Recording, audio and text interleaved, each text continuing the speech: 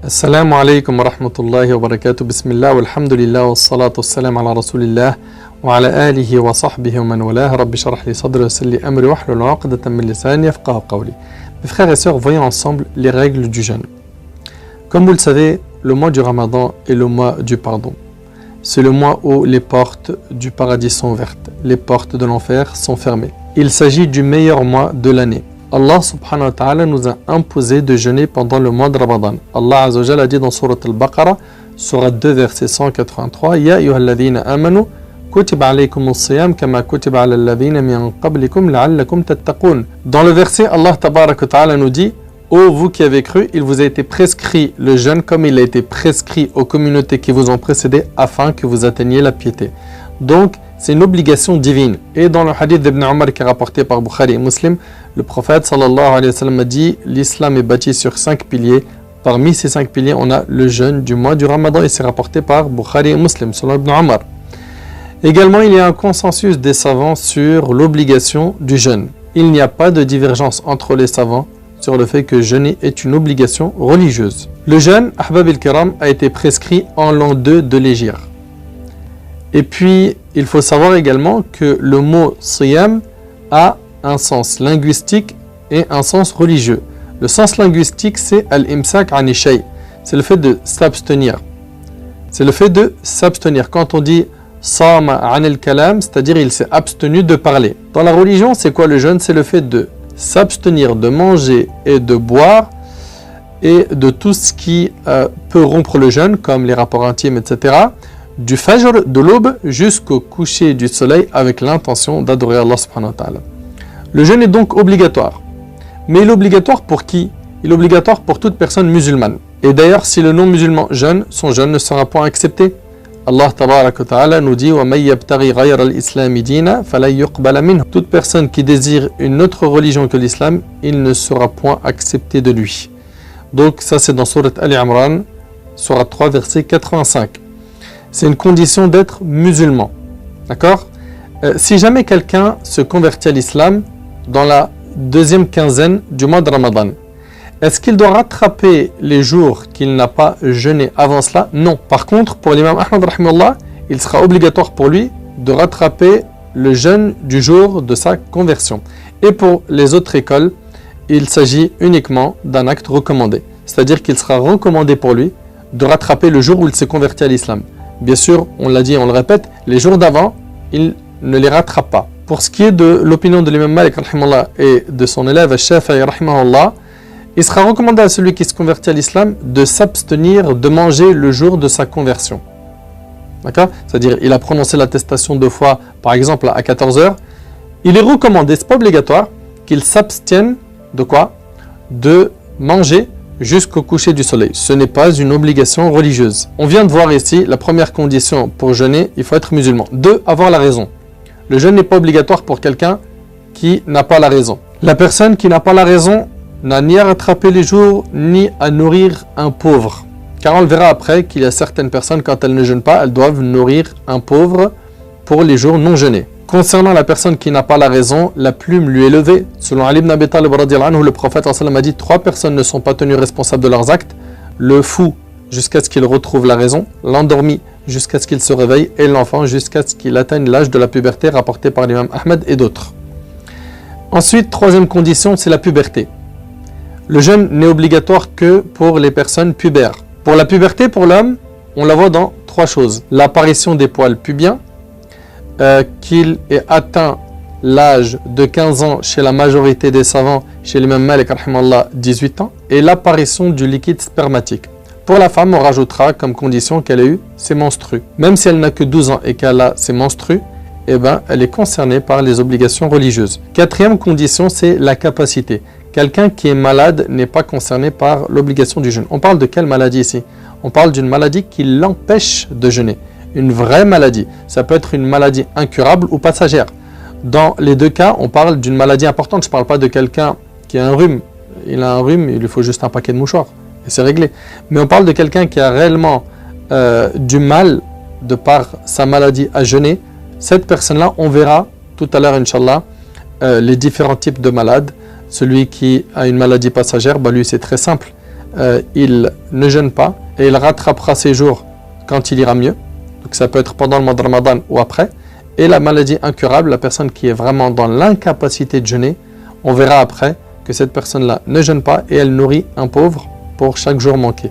Et puis on verra pour les malades plus de détails par la suite, Inch'Allah. Donc on a dit que la personne soit malade. Également que la personne soit résidente, qu'elle ne soit pas en voyage. Car le voyageur, il a cette possibilité de ne pas jeûner. Et on détaillera ce point, bi'idhnillahi tabaraka ta'ala, juste après. Et il faut savoir qu'à l'époque du prophète sallam, il y avait des compagnons qui jeûnaient en voyage et d'autres qui ne jeûnaient pas. D'accord?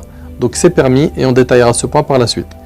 Également, parmi les conditions pour jeûner, il ne faut pas avoir les menstrues et les lochis. Et là, ça concerne qui? Ça concerne les femmes. Les lochis, c'est l'écoulement de sang que la femme a après l'accouchement. Ibn Abd al-Barr rahimallah, dit que la majorité des savants disent que ça dure environ 40 jours.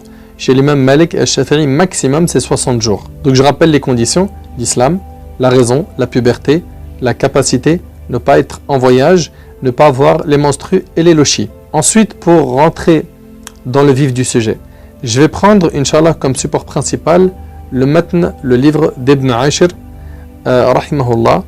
Et puis, je vais, Inch'Allah, décortiquer certains points. D'autres, je me contenterai uniquement de vous citer ce qu'il y a dans ce livre. Ibn Ashir, je vous rappelle que c'est un livre de fiqh maliki. Alors, l'auteur, il nous dit ici, rahimahullah, le jeûne du mois de Ramadan est wajib. Donc il commence par ça, par le fait de nous rappeler que le jeûne du mois du Ramadan est obligatoire. Et il nous dit, au mois de Rajab et de Sha'ban, jeûner est mandoub, c'est recommandé. On le sait que Rajab fait partie des mois qui sont sacrés, et Sha'ban, c'est ce fameux mois qui vient avant Ramadan, où le prophète sallam jeûnait beaucoup pendant ce mois. Puis l'auteur nous dit, tout comme les 9 premiers jours du mois de Dhul Hijjah, et plus encore le dernier de ces jours qui est le 9e jour de Dhul Hijjah. Comme vous le savez, c'est le jour de Arafah, et le jour d'Arafah, celui qui le jeûne en dehors des pèlerins, en dehors de ceux qui sont au Hajj, et bien Allah tabaraka wa ta'ala leur accorde la récompense d'une expiation d'une année passée et une année future. Également, il nous parle du jeûne du mois de Muharram, et pendant le mois de Muharram, il est surtout recommandé le jeûne du 10e jour de Muharram. Le jour de Ashura, le jeûner, ça expie un an de péché passé. C'est ce fameux jour où Allah tabaraka wa ta'ala sauva Moussa alayhi salam de Pharaon, quand il a traversé la mer Rouge et qu'il a pu échapper à Pharaon. Ensuite, l'auteur nous dit, un mois lunaire est établi par vue du croissant de lune, par au moins 2 musulmans pubères de sexe masculin. Écoutez attentivement s'il vous plaît. Pour ce qui est donc de la vue du croissant lunaire, dans l'école malikite, il faut minimum 2 personnes musulmanes. Leur description, c'est 2 musulmans probes de sexe masculin et qui soient honorables. Adl. Pour les Malik, il se base sur le hadith suivant. فَإِنْ شَهِدَ شَاهِدًا فَصُومُوا وَأَفْتِرُوا.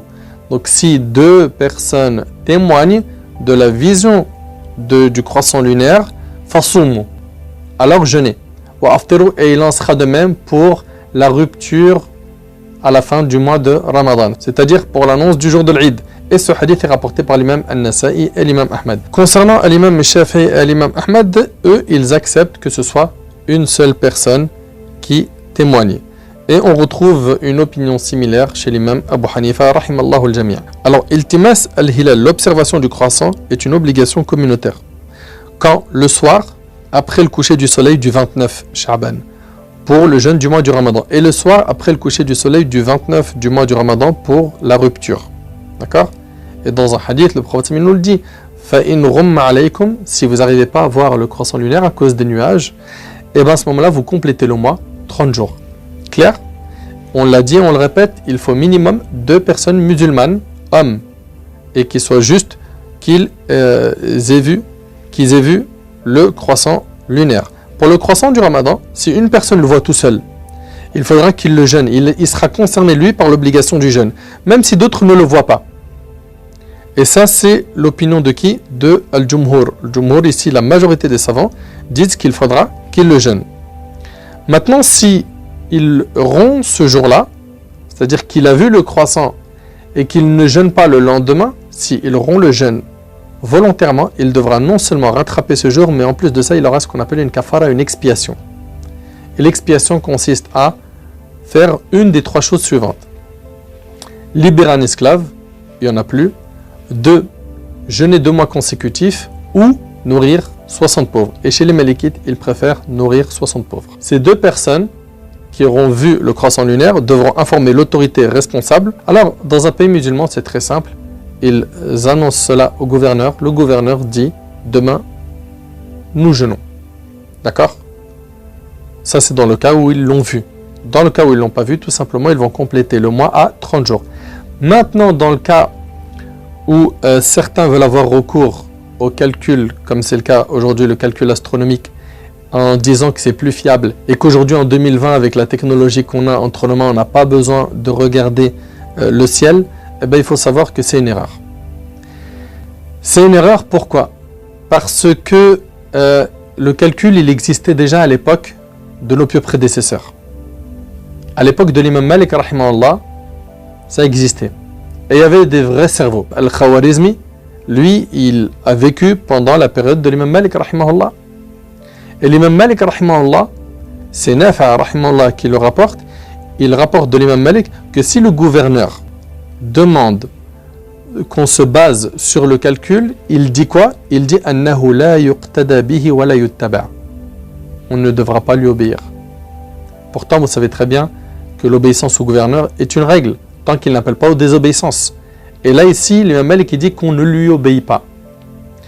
Certains vont dire, mais pourquoi vous acceptez le calcul dans le calendrier des prières et vous ne l'acceptez pas concernant le jeûne du Ramadan? La réponse est simple. Allah Tabaraka wa Ta'ala, quand il nous parle des prières, il nous dit, dans Surat Al-Isra, par exemple, verset 78, c'est la Surat 17, « Aqim salat liduluki shams » accomplit la salat au déclin du soleil.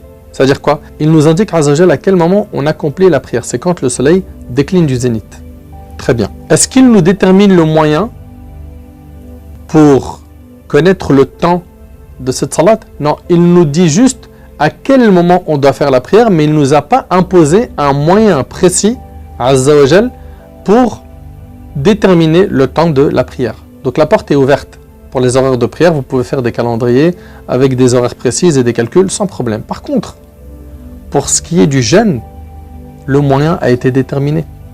Et on n'a pas le droit de faire autrement que ce qui a fait Shara. Le prophète sallallahu alayhi wa sallam nous dit « Soumu li ru'yatihi wa aftiru li ru'yatihi » Il nous dit sallallahu alayhi wa sallam, dans le hadith rapporté par Bukhari et Muslim, « Jeûnez quand vous voyez le croissant lunaire et rompez le jeûne quand vous le voyez. » Donc on voit ici que le moyen a été déterminé. Je résume, pour faire très simple.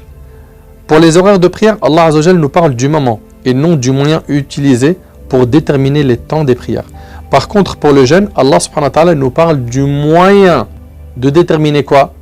L'entrée du début du mois. Maintenant, ça ne veut pas dire par là que le calcul est totalement rejeté, mais il ne restera pas la base qui nous permet de déterminer l'entrée ou la fin du mois. Ensuite, Ahbab el-Kiram, très rapidement, sachez que les obligations du jeûne sont 1.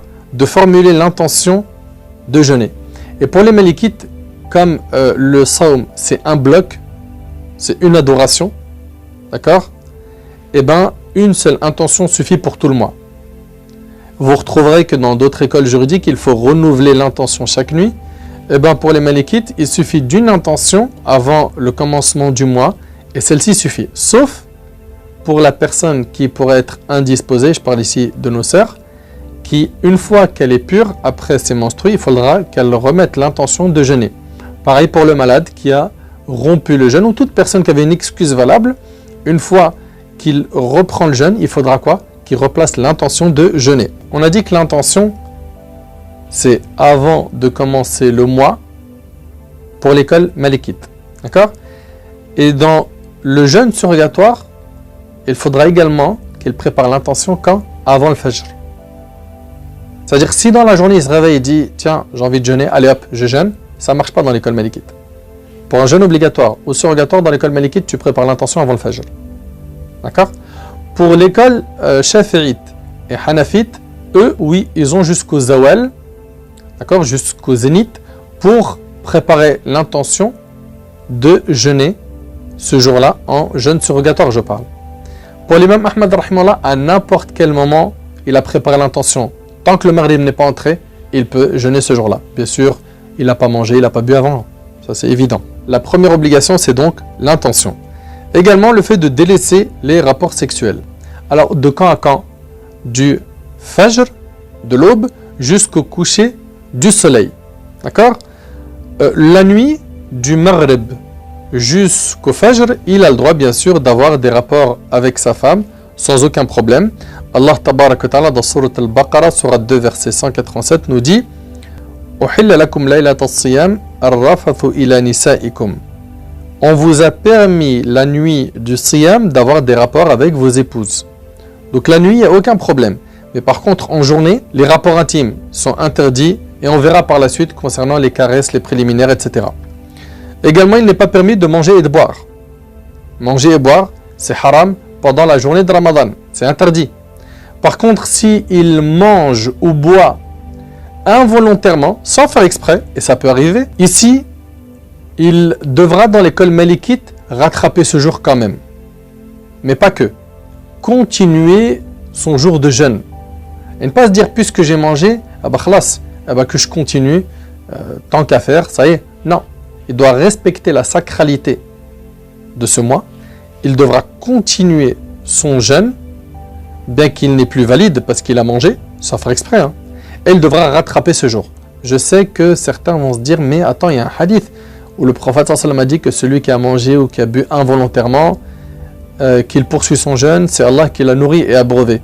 Ce hadith, l'imam Malik, rahmallah, il le connaît, il est authentique, certes, oui, mais pour l'imam Malik, ce hadith concerne les jeûnes surérogatoires et non les jeûnes obligatoires. Pour ce qui est donc de manger et boire, dans un jeûne obligatoire, il faudra, dans l'école malikite, rattraper ce jour. Dans un jeûne surrogatoire, dans l'école malikite, s'il a mangé sans faire exprès, il continue son jeûne et il ne le rattrape pas. Également, parmi les obligations, le fait de ne pas se faire vomir. Et là, je parle de se faire vomir volontairement. Celui qui fait ça, il devra uniquement rattraper son jour de jeûne. Il n'aura pas de kafara, pas d'expiation. D'accord? Et s'il a vomi involontairement, qu'il poursuit son jeûne et il ne rattrape pas ce jour. Bien sûr, à condition qu'il n'ait rien avalé. S'il a avalé quelque chose, eh bien, dans l'école malikite, il devra rattraper. Également, parmi les obligations, il y a le fait d'éviter que des substances atteignent l'estomac depuis l'oreille, l'œil ou le nez, comme il a été transmis.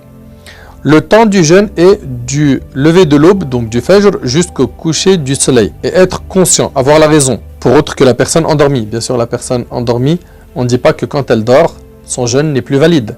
La personne a le droit de faire une sieste, mais ne perdez pas la journée de jeûne dans le sommeil. Certains, ils dorment toute la journée. Et le pire dans tout ça, c'est qu'ils font sortir des prières de leur temps. Ça, c'est un grand péché. Donc, on a dit qu'il faut être conscient à son commencement. C'est une condition préalable pour qu'il soit obligatoire et acceptable. Un point important, si une personne doute, elle doute que le fajr est entré. Elle ne sait pas. Alors, qu'est-ce qu'elle fait? Il ne mange pas. Dans le cas où il doute, il ne mange pas. Et s'il mange, alors qu'il doute, dans l'école malikite, il y a une précaution. C'est très simple, c'est quoi? Il devra rattraper ce jour. Il devra rattraper ce jour. Pourquoi? Tu n'as pas le droit de faire une adoration avec un doute. Tu dois avoir la certitude. Et pour ce qui est des trois autres écoles, il a le droit de manger et de boire jusqu'à quoi? Jusqu'à être sûr que le fajr est entré. Dans l'école malikite, on vous le dit. Il est dans le doute, il ne sait pas si le fajr est entré, il s'abstient. D'ailleurs, dans l'école malikite, il y a ce qu'on appelle al-imsak, chose qui est recommandée, qui a été critiquée par de nombreux prêcheurs, qui est même désignée comme étant une innovation religieuse par certains savants, alors que c'est une précaution chez les malikites, c'est de s'arrêter le miqdar de 50 versets avant le fajr. C'est-à-dire de s'arrêter un laps de temps où on pourrait réciter 50 versets avant salat al-fajr. Et ça, c'est dans des hadiths authentiques. Les malikites se basent principalement sur ce texte. Pour ce qui est du maghrib, par contre, si quelqu'un doute que le maghrib est entré ou pas, là par contre, chez les quatre écoles, il devra quoi? Il devra rattraper ce jour. Ensuite, La personne qui l'a manqué à cause d'une excuse valable, elle rattrapera.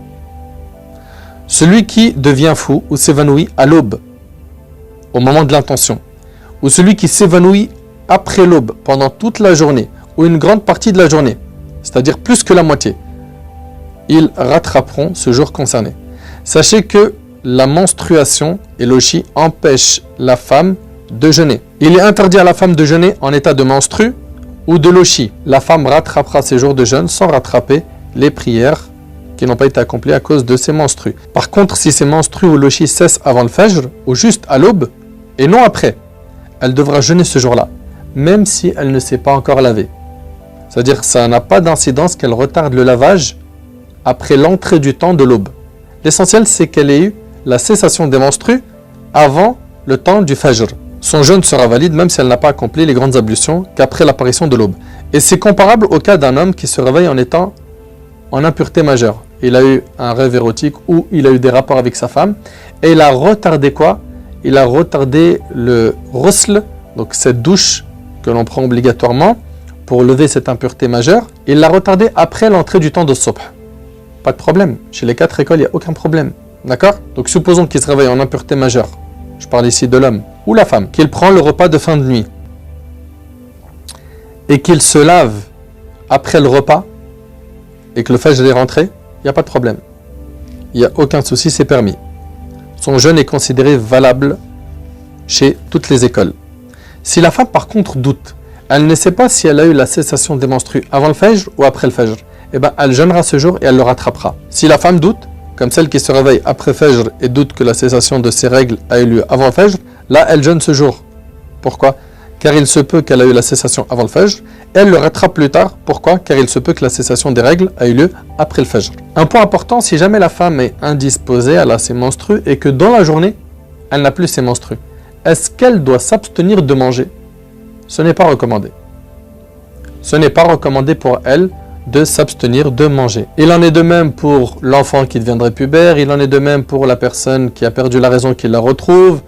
Voilà, ce n'est pas recommandé pour eux. C'est recommandé uniquement pour la personne qui se convertit à l'islam de s'abstenir, comme on l'a vu dans l'école malikite, de manger jusqu'à la fin de ce jour. Une question pourrait se poser: si jamais un homme en plein jour dort et a un rêve érotique, suite à quoi, lors de son réveil, s'aperçoit qu'il a éjaculé. Est-ce qu'il a le droit de continuer ce jour de jeûne ou pas? Oui, sans problème. Sans problème, il continuera ce jour de jeûne. Clair? Ensuite, il est makrouh, déconseillé, de caresser un membre de l'autre sexe. Donc ici, on parle entre autres de qui? De son épouse. Et de penser à des choses sensuelles, si on est sûr, habituellement, de ne pas émettre la décharge de liquide préséminal. Autrement, cela est interdit, c'est illicite. Ça c'est quand? Pendant la journée de Ramadan. Hein? Clair? Concernant le fait d'embrasser sa femme, alors ici on a dans l'école de l'imam Abu Hanifa et Al-Shafi'i que ce n'est pas makrouh. Que ce n'est pas makrouh dans le cas où il arrive à se contrôler. Et pour ceux qui disent que ce n'est pas makrouh, ils ont bien sûr le fameux hadith de Aïcha radhiyallahu anha qui dit que le prophète sallam embrassait quand il était en état de jeûne, mais elle précise quelque chose, qu'il était celui qui se maîtriser le mieux. Ça c'est un point très important. Pour l'imam Malik, l'imam Ahmad, c'est makrouh. Et si jamais il émet le liquide prostatique, vous savez ce qu'on appelle al-madhi, ce liquide qui sort quand on a des envies, eh bien il aura quoi? Qada de ce jour à faire. Il devra rattraper ce jour. Et si ça va plus loin, c'est-à-dire que à force de l'embrasser, de la toucher, il en arrive à éjaculer, donc il y a une sortie de liquide spermatique, là il devra non seulement rattraper le jour, mais en plus de ça il devra jeûner 2 mois consécutifs ou nourrir 60 pauvres. Ibn Ashar nous dit également, ils ont déconseillé de goûter les substances comme un plat qu'on cuisine. Même si la personne goûte et recrache, c'est makrouh. Pourquoi? Il y a le risque que ça atteigne la gorge.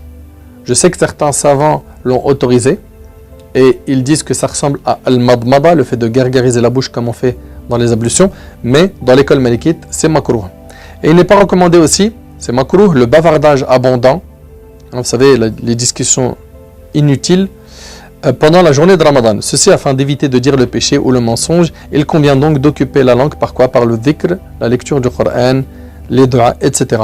Ensuite, il nous dit, l'auteur, rahimahullah, être épris de vomissements involontaires ou avaler des mouches insectes par erreur est pardonné. Donc si quelqu'un vomit involontairement, c'est pardonné. Il avale des mouches ou insectes par erreur, ça lui est pardonné. De même que la poussière du travailleur. Par exemple, la farine répandue dans l'air pour celui qui travaille dans le moulin, ou celle de la route. Ça c'est pardonné. En outre est pardonné le fait d'utiliser le siwak. De même que se réveiller en état d'impureté majeure, on vient de le voir, à la suite d'un rapport intime ou d'un rêve. Retarder ainsi le rousle au matin n'a aucune incidence sur le jeûne. C'est une répétition et c'est important des fois de répéter. La sécrétion du sperme en cas de sommeil, si elle ne s'accompagne d'aucune sensation de plaisir, comme si elle constitue un phénomène pathologique, n'a pas d'incidence. Si donc il a une maladie qui fait qu'il a du liquide spermatique qui sort, le jeûne reste donc valide. Ensuite, il nous rappelle une seule intention suffit pour le jeûne, qui doit être observé plusieurs jours successifs. D'accord ? Une niya suffit pour tout le mois dans l'école malikite. Mais une nouvelle intention doit être faite si un quelconque facteur rompt la succession du jeûne. Comme quoi ? Comme la maladie qui prend fin, les menstrues qui prennent fin. Pour les autres savants, il faut renouveler l'intention chaque nuit. Il nous dit qu'il est recommandé de hâter la rupture du jeûne. Alors là, ici, on va voir pas mal de choses qui sont recommandées. Il nous dit ici qu'il est recommandé de hâter la rupture du jeûne. Dans le hadith de Sahl ibn Sa'd radiyallahu anhu, qui est rapporté par Bukhari et Muslim, le prophète sallallahu alayhi wa sallam a dit « Les gens demeureront dans le bien tant qu'ils se hâteront de rompre le jeûne. » Beaucoup de gens, quand ils entendent le adhan à la radio, ils attendent la fin du adhan pour manger. Pourquoi ? Pourquoi ? À partir du moment où tu es sûr que le temps du maghrib est entré, tu as le droit de manger. Hâte la rupture du jeûne. De la même façon, c'est mandoub, c'est recommandé de retarder le repas de fin de nuit, quand à la fin de la nuit avant l'aube. Ce repas est une sunna dans le hadith de Anas qui est rapporté par Bukhari et Muslim. Le prophète sallallahu alayhi wa sallam a dit « Prenez le repas de fin de nuit, car il y a dans ce repas une bénédiction. » Et dans le hadith de Amr ibn al-As, le prophète sallallahu alayhi wa sallam a dit « Ce qui différencie notre jeûne de celui des gens du livre, c'est le dernier repas de la nuit, rapporté par Muslim. » Et le prophète sallam a dit également dans le hadith d'Abu Sa'id al-Khudri, il est rapporté par l'imam Ahmad, il a dit alayhi salatu wassalam, le repas de fin de nuit est béni. N'omettez pas de le prendre, ne serait-ce qu'en prenant une gorgée d'eau. Ça montre qu'il y a une insistance sur le fait de prendre le repas de fin de nuit. Et dans le hadith, car Allah et ses anges prient sur ceux qui prennent le repas de fin de nuit. Donc ne venez pas prendre le repas vers minuit, essayez de le retarder au maximum, parce que dans le hadith de Zayd ibn Thabit et de Anas, anhuma, ils disent que nous prenions le repas de fin de nuit avec l'envoyé d'Allah sallam, puis nous nous levions pour accomplir la prière de l'aube. J'ai demandé à Zayd, donc c'est Anas qui demande, combien de temps se passait-il entre les deux événements? Le temps, répondit-il, de réciter 50 versets, rapporté par Bukhari Muslim.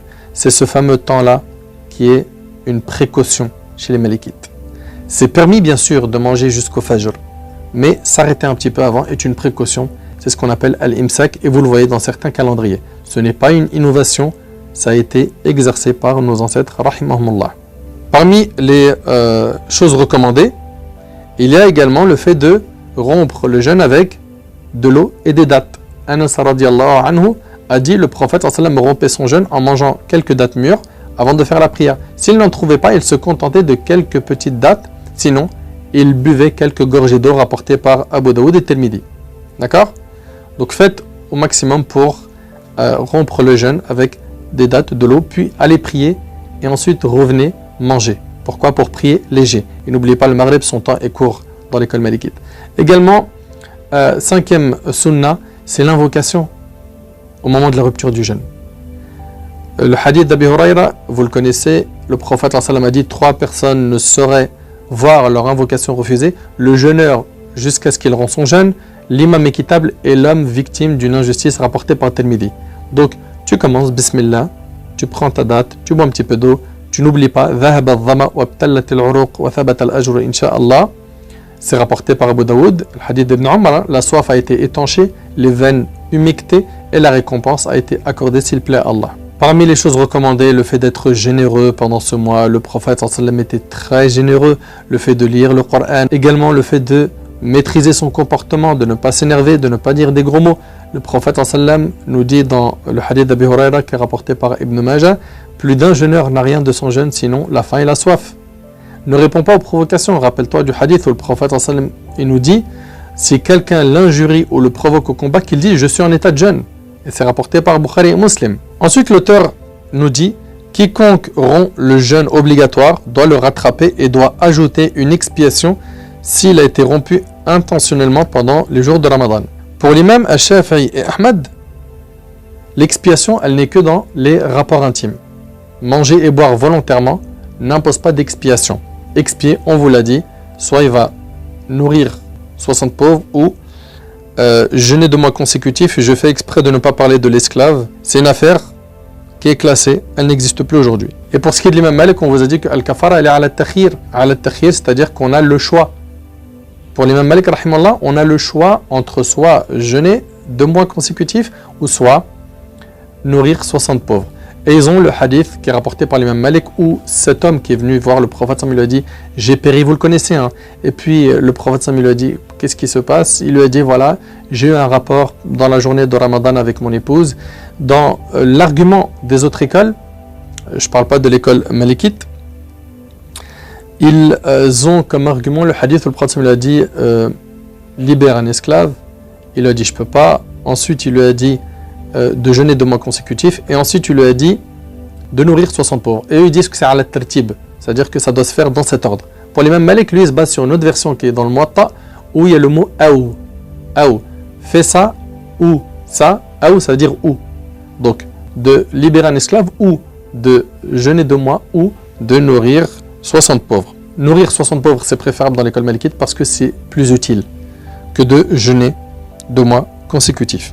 Et pour ce qui est des 2 mois, si jamais il y a une coupure, par une maladie par exemple, l'imam Malik et Ahmad ils disent, il reprend de là où il s'est arrêté et il enchaîne jusqu'à atteindre ces 2 mois. Par contre, pour Abu Hanif et Shafi'i, ils disent qu'il devra recommencer son jeûne depuis le début. Ça c'est dans le cas où il est tombé malade entre temps. Ensuite, est-ce que la femme devra rattraper et expier, elle qui a eu des rapports avec son mari? Alors, la majorité des savants disent qu'elle a qada et kafara. Alors, non seulement à rattraper, mais elle a également l'expiation. Ensuite, il nous dit, rahimahullah, on expie si on rompt intentionnellement le jeûne du ramadan en mangeant ou en buvant depuis la bouche ou en atteignant l'éjaculation, l'orgasme en état de veille, même si elle est atteinte par des fantasmes ou regards continus ou en abandonnant ce sur quoi le jeûne est construit, c'est-à-dire l'intention. Celui qui cesse volontairement l'intention de jeûner avant la fin de son jeûne doit donc rattrapage et expiation. Raf'u niyyat as-sawm yujibu al-qada' 'inda l'imam Malik rahimahullah wal kaffara. Pour ce qui est de l'imam Malik rahimahullah, on rattrapera et on expiera. Dans les autres écoles juridiques, vous retrouverez que ça n'a aucune incidence sur le jeûne ou bien ça impose que le fait de rattraper le jour de jeûne sans expiation. L'expiation n'est pas due à cause d'une supposition erronée, ce qu'on appelle un ta'wil. Et les ta'wil sont de 2 types. On a un ta'wil al-qarib et un ta'wil al-ba'id. Alors, il y a les suppositions erronées qui sont logiquement possibles. Comme quoi? Comme par exemple quelqu'un qui ne jeûne pas parce qu'il pense que comme il n'avait pas fait sa douche avant le fajr, son jeûne n'est pas valide. D'accord? C'est une supposition erronée. Cette personne-là devra juste rattraper le jour sans faire quoi? Sans faire d'expiation. Par contre, on a les suppositions qui sont erronées et qui sont logiquement impossibles. Comme quelqu'un qui fait de la médisance et pendant la journée il dit mince, j'ai mangé la chair de mon frère, donc je viens de rompre mon jeûne, tant qu'à faire, c'est bon, je mange. Ça s'appelle quoi? Un ta'wil ba'id. Lui devra rattrapage et expiation. Il est permis de rompre le jeûne et le rattraper plus tard en raison de la crainte d'encourir un mal ou quand on est en voyage à une distance qui permet le raccourcissement des prières et que ce voyage soit licite bien sûr. Pour le voyage, on va développer ça. Donc si quelqu'un est malade ou craint d'encourir un mal, il craint de tomber malade ou que sa maladie augmente ou que sa guérison soit retardée, il lui est permis de ne pas jeûner ce jour-là. Bien sûr, rompre son jeûne, c'est pas un jeu. C'est-à-dire que ça doit être vraiment basé sur des vrais faits, des éléments concrets qui le poussent à rompre son jeûne. Rompre intentionnellement un jeûne surrogatoire dans l'école malikite, sans excuse valable, ni mal, c'est haram. Et c'est aussi l'opinion de l'imam Abu Hanifa. Alors, très rapidement, un jeûne surrogatoire, avant de le commencer, il n'est pas obligatoire, on est d'accord. Par contre, dès que tu le commences, dans l'école Hanafite et Malikite, tu dois le terminer. Tu dois le terminer. D'accord? Allah Ta'ala nous dit « Wala tubtilu a'malakum » n'annulez pas vos œuvres. Tu as commencé quelque chose, tu finis. Et si jamais tu as mangé volontairement dans un jeûne surrogatoire, tu devras le rattraper dans l'école de l'imam Malik et dans l'école de l'imam Abu Hanifa.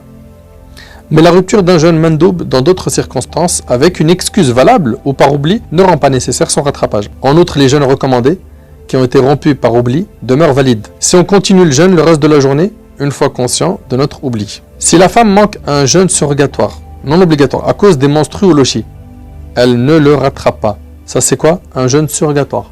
Elle a eu ses menstrues dans la journée, elle n'est pas dans l'obligation de le rattraper. Alors voilà comment se fait l'expiation qu'on avait abordée auparavant. Pour chaque jour concerné, expier en jeûnant 2 mois lunaires consécutivement ou en libérant un esclave qui a été embelli par l'islam, donc c'est-à-dire un esclave musulman. Et les Malikites ont préféré que la personne expie en alimentant 60 personnes musulmanes, pauvres d'un moud. Et un moud, mes chers frères et sœurs, c'est ce que peut contenir 2 mains remplies de la sorte. Voilà ce que représente un moud. Pour chaque pauvre musulman, on lui donnera donc un moud. Pourquoi? Pour le jour manqué, dans le cas où on devait nourrir un pauvre. D'un aliment de base commun et trouvé abondamment dans la région où l'on se trouve. Maintenant, voyons qui sont les personnes qui sont dispensées du jeûne. Alors, les personnes malades, dont le cas s'aggraverait par le jeûne, ou qu'il craint que la guérison ne soit retardée par le jeûne, ou qu'il craint de produire une autre maladie, ou qu'il lui est très pénible de jeûner à cause de cette maladie. Deuxième personne, c'est le combattant dans la voie d'Allah. Ces personnes-là peuvent rattraper ces jours-là plus tard, d'accord, qui verrait par exemple sa combativité diminuée par le jeûne. Troisième type de personne, la personne âgée. Donc on parle ici d'une personne qui est vraiment âgée, que le jeûne pourrait affaiblir ou nuire à sa santé. D'ailleurs, pour cette personne-là, la fidya, l'expiation, est juste recommandée dans l'école malikite. Et elle restera obligatoire chez les 3 autres écoles. Également le voyageur, dans la mesure où ce voyage est licite et nécessite la réduction de la prière. Et le voyage, on en parlera, Inch'Allah, dans pas longtemps. Aussi celui qui a perdu la raison. Également la femme pendant sa période de menstrue ou de lochi, elle n'a pas le droit de jeûner, elle rattrapera plus tard. La femme enceinte, elle, je préfère en parler un petit peu après. Pareil pour la femme qui allait. Celui qui supporte très difficilement le jeûne, comme le vieillard, ou celui qui est atteint d'une maladie permanente. Ce qu'on a dit tout à l'heure comme étant une maladie incurable et non passagère. Ces personnes-là sont dispensées. Et maintenant, on entame un point qui est très important, c'est les jours où on n'a pas le droit de jeûner. Alors, on n'a pas le droit de jeûner Eid al-Fitr et Eid al-Adha. C'est haram. Et c'est haram chez les 4 écoles. Ensuite, parmi les jours où c'est interdit également, on a les 2 jours après la fête du sacrifice. D'accord? C'est-à-dire le Eid, c'est le 10 de Dhul Hijjah, le 11 et le 12 aussi, c'est haram. Si le jeûne présente un danger évident pour la santé et peut nous porter préjudice, c'est haram de jeûner. La préservation de la vie est prioritaire sur le fait de jeûner. Également, pendant la période de lochi, pour la femme qui a ses lochis, ou pendant la période des menstrues, pour la femme qui a ses menstrues, c'est haram. Ensuite, voyons maintenant les jeûnes déconseillés. On a quoi? On a de jeûner le 3e jour après la fête du sacrifice, le fait de jeûner le jour de la naissance du prophète, le jeûne ininterrompu, pendant 2 jours de suite ou plus, sans manger la nuit. Également, le jeûne surrogatoire pour celui qui a des jours de ramadan à rattraper, ou des jours à jeûner obligatoirement. L'obligatoire précède et est plus important que le surrogatoire. Et le jeûne surrogatoire de l'invité sans l'autorisation du maître de la maison. Ça, c'est ce qui est makrouh. D'accord? Il reste 2 points très rapides. C'est le fait de jeûner le jour du doute. Siyam yawm ash-shak. Alors, les 4 écoles sont d'accord pour dire que si jamais la personne le jeûne parce que c'était une habitude, ça tombe un lundi, ça tombe un jeudi, il jeûne 3 jours par mois, et ça tombe donc dans une de ses habitudes, il n'y a aucune interdiction à cela. C'est permis. Et pour l'imam Malik et Abu Hanifa, s'il le jeûne mutlaqan comme ça, c'est-à-dire il le jeûne parce qu'il veut jeûner comme ça, c'est permis. D'accord? Par contre, s'il le jeûne par précaution, on ne sait jamais, ça peut être le jour de Ramadan, là c'est pas permis. Là il ne le fait pas. Il y a également le jeûne des 6 jours de Shawwal, dans l'école de l'imam Malik et Abu Hanifa, c'est makrouh, mais je vais décortiquer un petit peu cette karaha. Pourquoi est-ce qu'ils disent que c'est déconseillé? Chez l'imam, bien sûr, Shafi'i et Ahmad, c'est recommandé, le hadith d'Abu Ayyub al-Ansari, où le prophète sallam a dit que celui qui jeûne le ramadan et qui les fait suivre de 6 jours de Shawwal, c'est comme si qu'il avait jeûné tout le temps. Et c'est rapporté par l'imam muslim. Alors, pour ce qui est de l'imam Malik, rahimallah, Ad-Dardir, rahimallah, il dit que tukrah, alors ça sera déconseillé de jeûner ces jours. Pour qui? Pour celui qu'on prend pour exemple et qu'on suit. Et également, si c'est enchaîné directement avec le mois du ramadan, d'accord, que c'est fait sans coupure, et que la personne l'a fait en croyant que c'est une sunna d'enchaîner ces 6 jours au mois de Ramadan. Ad-Dusuqi, il dit que si jamais une de ces conditions n'est pas respectée, c'est pas makrouh de jeûner les jours de Shawwal. Donc voilà, même chez les Malikites, si vous respectez ces conditions, vous pouvez jeûner les jours de Shawwal sans aucun problème. Alors, très rapidement, comment on répare quand on a commis une erreur? Ceux qui ont rompu le jeûne pour cause de maladie, de voyage, de grossesse, elle est enceinte, et on va parler de la femme enceinte, ou d'accouchement, ou de menstru, ou de lochi, devront jeûner plus tard le nombre de jours correspondant, c'est ce qu'on appelle qada, et ils auront uniquement ça. Pour la femme enceinte, dans le cas où elle a rompu son jeûne, parce que sa grossesse est difficilement supportable, elle rattrapera uniquement les jours manqués. Et ça, c'est l'opinion des 4 écoles. Mais bien sûr, attention, c'est pas parce qu'elle est enceinte que tout de suite, elle ne jeûne pas. Non, qu'elle essaye, qu'elle fasse des efforts. Qu'elle essaye. Combien de femmes enceintes ont réussi à jeûner? Donc ma sœur, Allah barik fik, ne prend pas ce sujet à la légère. Il s'agit quand même du jeûne du mois de Ramadan. Fais ton maximum pour jeûner. Dans le cas où tu vois que c'est pénible, c'est difficilement supportable, à ce moment-là, tu romps le jeûne et tu rattraperas plus tard sans nourrir de pauvres. Par contre, si elle allaite, là maintenant, on parle du sujet de l'allaitement. Si elle craint pour sa santé ou la santé de son enfant et qu'elle ne trouve pas une nourrice, ça veut dire que d'abord elle doit chercher une nourrice, d'accord, quitte à la rémunérer. Si le nourrisson n'accepte pas d'être allaité par elle, à ce moment-là, elle donnera du lait artificiel à son bébé. Je sais tout de suite ce que les sœurs nous disent. C'est pas la même composition, c'est pas la même richesse pour l'enfant. Il se peut qu'il ait des problèmes à son estomac, etc., etc.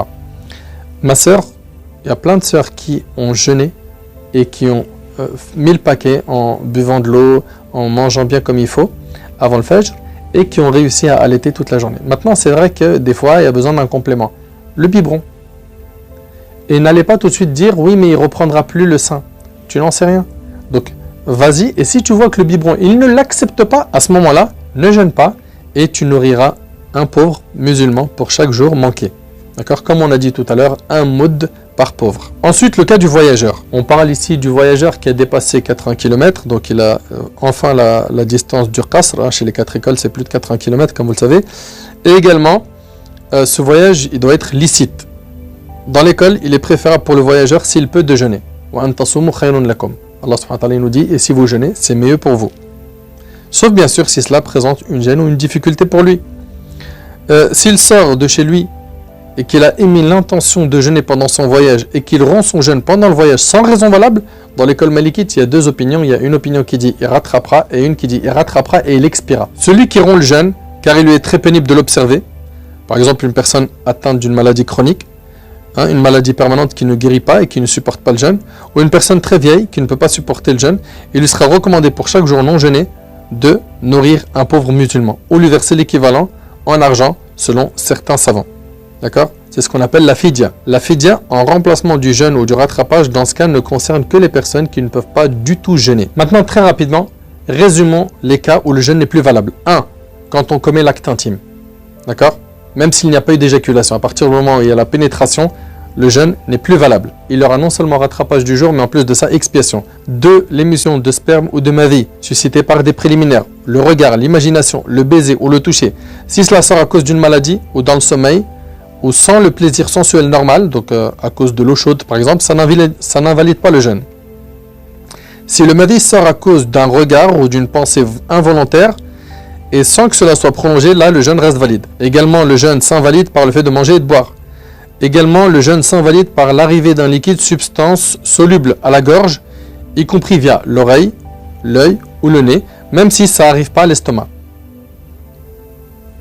Si une substance solide, comme une petite pièce de monnaie, hein, ou même une pierre arrive à la gorge par la bouche sans arriver à l'estomac, le jeûne reste valide. Également, quand on vomit volontairement, ça annule le jeûne.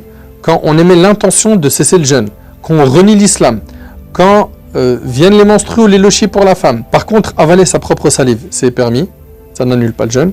Les sécrétions de son nez, de sa gorge ou de ses poumons, tout ça ne rend pas le jeûne invalide. Pour ce qui est de l'encens, le bukhour, c'est parce qu'il possède des composantes sensibles, liquides. Si on l'aspire et qu'il monte à la gorge, ça rend le jeûne invalide. Celui qui fume une cigarette en journée de Ramadan rend son jeûne invalide. Il faut éviter aussi les mauvais comportements, comme on l'a dit. Toucher sa femme n'est pas recommandé, mais si cela provoque le mavi, c'est haram. Et pour cela, il faudra rattraper le jour. Et si ça en arrive jusqu'au sperme, à ce moment-là, il faudra rattraper et expier ce jour-là. Maintenant, les actes autorisés, se frotter les dents avec un siwak. Faites très attention au siwak aromatisé, il ne faut pas en avaler. Et il en est de même pour le dentifrice. Donc le siwak est donc permis chez l'imam Malik Abu Hanifa. Et c'est makrouh après Zawal chez Shafi'i et chez Ahmed. Zawal, c'est le zénith. Aussi, on a le droit de se rafraîchir avec de l'eau froide quand il fait chaud, soit en se baignant ou en s'aspergeant. Aussi, on a le droit de se rincer la bouche. Il est permis également de se rincer la bouche à cause du froid ou de la chaleur, à condition de ne pas avaler l'eau, bien sûr. Pour les ablutions, vous savez qu'il est demandé de gargariser la bouche et aussi d'aspirer l'eau par le nez et de l'expulser avec l'aide de sa main gauche. Il faudra faire attention à ne pas trop aspirer d'eau par le nez. Pourquoi? Ça peut passer par la gorge et donc ça rendrait le jeûne de ce jour-là non valide. Le prophète d'ailleurs a dit aspire l'eau profondément, sauf quand tu es en état de jeûne. De voyager pendant le ramadan, dans un but exempt de péché, c'est permis. La fumée du bois ou l'odeur de la nourriture qu'on peut sentir n'ont pas d'incidence sur le jeûne. Les actes tolérés, le vomissement involontaire, avaler involontairement quelque chose d'inévitable, comme insecte, mouche ou autre, de subir l'effet de la poussière de la rue, des usines, de la fumée, des combustibles et de toute vapeur inévitable, ça y a pas de problème. Avaler sa propre salive, on l'a dit. Et également la hijama. C'est cette médecine prophétique par système de ventouse. Le prophète a pratiqué la hijama alors qu'il jeûnait. Dans le Muwatta de l'imam Malik, rahimallah, dans le chapitre de celui qui a l'état de jeûne pratique une saignée, on ne désapprouve, donc déteste le fait de faire une saignée au jeûneur que par crainte qu'il ne faiblisse. Que par crainte qu'il ne faiblisse. Celui qui pratique la saignée et ne rompt pas son jeûne, jusqu'au soir, son jeûne est valide, il n'a pas à le rattraper. Concernant le henné, ou une pommade dans les cheveux, ou le kohl dans les yeux, qu'on met pendant la journée, si cela n'arrive pas à la gorge, le jeûne reste valide. Si cela arrive à la gorge, il faut continuer le jeûne puis rattraper ce jour plus tard. Si on sait que cela arrive à la gorge, s'abstenir dès le début. Celui ou celle qui met du kohl dans les yeux, la nuit, et que le jour cela arrive à la gorge, n'a rien à faire, son jeûne reste valide. Il est détestable de mâcher un aliment pour un bébé, ou goûter le sel pour la marmite. Néanmoins, il faut se garder d'en avaler, si jamais la personne le fait, qu'elle recrache rapidement. D'accord? Et elle n'aura pas à rattraper, tant qu'elle n'a rien avalé. Voyons maintenant les 4 conditions qui doivent être réunies ensemble pour être soumis à l'expiation. Que l'infraction soit commise au moment du ramadan, vu sa sacralité. La rupture du jeûne dans d'autres mois, ou du rattrapage des jours, ne sont pas concernés. C'est-à-dire quoi? C'est-à-dire si quelqu'un rattrape des jours de ramadan, 2-3 mois après ramadan, et que pendant la journée, il mange volontairement, il n'a pas d'expiation à faire. Il n'est pas tenu d'expier. L'expiation, ce mot, vous le retenez, c'est que pendant le mois de Ramadan. En dehors du mois de Ramadan, s'il mange dans un jour où il devait rattraper, eh ben il rattrapera ce jour, c'est tout. Et si c'était un jeûne surrogatoire, on l'a dit, s'il mange volontairement, il rattrapera le jour, il n'y a pas d'expiation. L'expiation kafara, c'est que pendant le mois de Ramadan. Aussi, qu'elle soit volontaire, sans contrainte, ni oubli, ni excuse valide. Aussi, violer la sacralité du jeûne du ramadan par des interprétations non fondées. Également la connaissance et la non-ignorance. Celui qui vient juste d'embrasser l'islam avant le ramadan par exemple, et qui ne sait pas par exemple que le jeûne oblige l'abstinence sexuelle en journée, celui-là n'a pas à expier à cause de son ignorance, on doit l'instruire. L'expiation consiste à nourrir 60 pauvres musulmans pour chaque jour où le jeûne a été rompu volontairement. Ou libérer un esclave, ou jeûner 2 mois consécutifs, et les malikites préfèrent la nourriture pour l'expiation. Un point très important, celui ou celle qui avait des jours à rattraper et qui attend jusqu'au ramadan d'après sans les avoir rattrapés, il devra non seulement les rattraper, c'est une dette, ça bouge pas, et tu devras nourrir un pauvre par jour manqué. Il reste maintenant à voir pour ce qui est des médicaments. Alors, tout médicament pris en journée de ramadan, par voie de l'œil, l'oreille ou le nez et qui arrive à la gorge, en journée du Ramadan bien sûr, invalide le jeûne et oblige le rattrapage. S'il n'arrive pas à la gorge, le jeûne reste valide. Notez que le nez est une issue plus proche de la gorge et que par le nez, les gouttes de médicaments ont plus de risque d'arriver à la gorge, donc s'abstenir en journée sauf nécessité. Quant aux médicaments qu'on absorbe par voie orale, ça invalide le jeûne bien sûr. Après, il y a la question de la ventoline. Il y a divergence entre nos savants contemporains. Certains savants ont assimilé l'utilisation de la ventoline au rinçage de la bouche. Pourquoi? Parce qu'il y a à la fin des ablutions des infimes particules qui restent dans la bouche avec la salive et que ça parvient à l'estomac. D'autres ont estimé que ça invalide le jeûne puisque la composante liquide constituant ce médicament arrive à la gorge et à l'estomac. Les piqûres pendant Ramadan. Alors, si c'est l'insuline, il n'y a pas de problème. Les savants contemporains ont dit que c'était permis. Pour ce qui est des piqûres, celles qui sont nutritives, nourrissantes, ce n'est pas permis d'en prendre pendant Ramadan. Celles qui ne le sont pas, c'est permis. Pour ce qui est des dents, si jamais la personne soigne une dent, se fait arracher une dent ou enlève une carie, etc., c'est permis à partir du moment où tu n'avales rien. Si tu vas avaler quelque chose, vaut mieux décaler ton rendez-vous, tout simplement s'il y a une urgence. S'il y a une urgence, tu rompras le jeûne ce jour-là, tu iras chez le dentiste et tu rattraperas ce jour plus tard. On arrive enfin au dernier point qui est, si jamais j'ai commencé à jeûner dans un pays et que je voyage dans un autre pays qui n'a pas commencé en même temps que mon pays d'origine, je fais l'Eid avec qui? Alors dans tous les cas, tu feras l'Eid dans le pays où tu te trouves. Maintenant, on sait qu'un mois, dans le calendrier hégirien, c'est soit 29 ou 30 jours. Il n'y a pas de mois à 28 jours, ni 31. Donc si jamais en finissant le jeûne avec eux, tu t'aperçois que tu n'as fait que 28 jours et que tu as fait l'Eid avec eux, eh bien tu rajouteras un jour après pour faire 29. Et si jamais dans ton calcul, tu t'aperçois que tu as fait 31 jours, dans tous les cas, je t'ai dit, tu fais l'Eid avec eux. Et le jour en plus que tu auras fait, il sera considéré comme un jeûne surrogatoire. L'unité des musulmans prime. L'unité des musulmans prime. Tu feras donc le Eid dans le pays où tu te trouves. Clair? Voilà mes frères ainsi que vous mes sœurs en résumé les grandes lignes que vous devez connaître concernant les règles du jeûne. Je sais que j'ai dû oublier beaucoup de choses. J'ai fait au mieux pour vous donner les grandes lignes. S'il y a des questions, je les prendrai Inch'Allah en commentaire. Qu'Allah subhanahu wa ta'ala vous protège et vous bénisse. هذا والله أعلم سبحانك اللهم وبحمدك أشهد أن لا إله إلا أنت أستغفرك